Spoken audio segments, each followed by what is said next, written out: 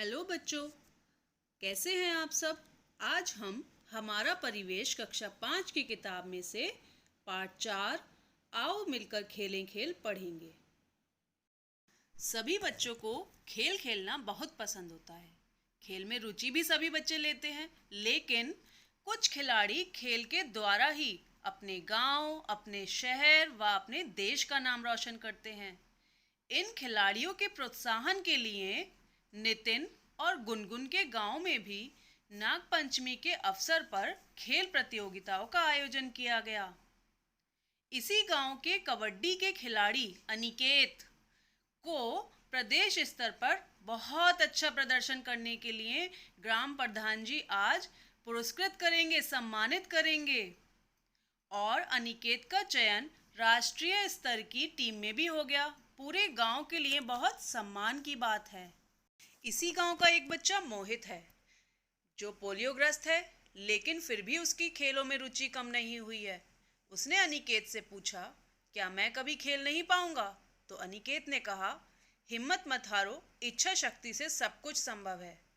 अन्य बच्चों के साथ साथ दिव्यांग बच्चों के लिए भी सरकार के द्वारा खेल योजनाओं के अंतर्गत ब्लॉक स्तर, जनपद स्तर और प्रदेश स्तर पर खेल प्रतियोगिताएं रखी जाती हैं और आगे जाने वाले बच्चों को राष्ट्रीय और अंतर्राष्ट्रीय स्तर पर भी प्रतिभाग करने के अवसर प्राप्त होते हैं। आओ कुछ रोचक बातें जानें। Hockey, football, cricket, badminton, judo, gymnastic, athletics, kabaddi, mallakhamb, kho kho आदि राष्ट्रीय खेल हैं। हॉकी के खिलाड़ी मेजर ध्यानचंद के जन्मदिन 29 अगस्त को भारत में राष्ट्रीय खेल दिवस के रूप में मनाया जाता है। हमारा राष्ट्रीय खेल हॉकी है। कुछ भी मुश्किल नहीं है। पैरा ओलंपिक खेल में दुनिया भर के शारीरिक तौर पर दिव्यांग खिलाड़ी हिस्सा लेते हैं। इन खिलाड़ियों का जज्बा और जीत की कोशिश इनकी शारीरिक कमजोरियों को पीछे छोड़ देती है और ये जीवन में कुछ ना कुछ मुकाम हासिल कर पाते हैं। अब हम मिलते हैं हमारे देश के गौरव दीपा मलिक और मरियप्पन थंगावेलु से, जिन्होंने अपनी शारीरिक अक्षमताओं को दूर रख के हमारे देश का नाम रोशन किया है। ये हैं दीपा मलिक, जिनका शरीर का निचला हिस्सा सुन्न हो जाने के बाद भी शॉट पुट मतलब गोला फेंक में दीपा मलिक पैरा ओलंपिक 2016 में रजत पदक जीतने वाली पहली महिला खिलाड़ी बनी थी। इनकी उपलब्धियों के लिए इन्हें भारत सरकार द्वारा अर्जुन पुरस्कार भी प्रदान किया गया।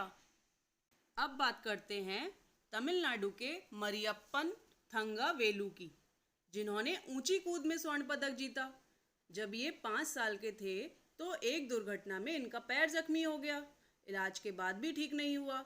गरीबी और शारीरिक कमजोरी के बाद भी इन्होंने हार नहीं मानी और अपनी मेहनत और लगन के बल पर स्वर्ण पदक हासिल किया। इस पाठ में हमने जाना कि किस तरह अपनी कमजोरियों को दूर रखकर भी हम अपने लक्ष्य को प्राप्त कर सकते हैं। खेलकूद में शारीरिक स्वास्थ्य और अभ्यास का महत्वपूर्ण स्थान है। खेल का अभ्यास करने से आत्मविश्वास बढ़ता है और खेल के कौशल और बारीकियों को तीव्र गति से सीखा जा सकता है।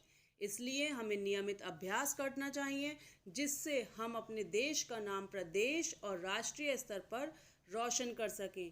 खेल से हमें आनंद की अनुभूति भी होती है। क्यों बच्चों, आज समझ में आया निरंतर अभ्यास, दृढ़ निश्चय और लगन का क्या महत्व है।